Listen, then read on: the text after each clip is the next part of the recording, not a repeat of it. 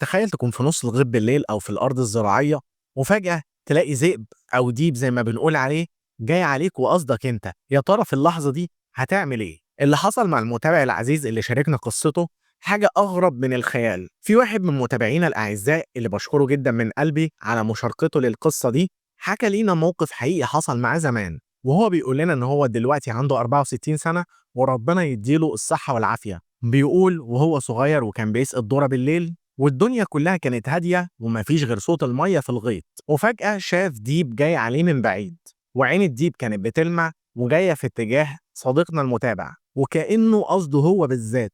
ولكن اللي أنقذ صديقنا كلبه الوفي اللي كان موجود معاه، وبدون أي تردد وأول لما شاف الديب نط عليه ودافع عن الأستاذ على طول. الكلب والديب الاتنين وقعوا في الساقية، والعراق بينهم كان قوي جدا لدرجة إن صوته كان مسموع بشكل بشع، كان فعلا بيهز المكان. والأستاذ بيقول إن اللي وجعني إن الكلب ما سابش الديب غير لما مات، ولكن مات معاه، هو مات والديب كمان مات جنبه.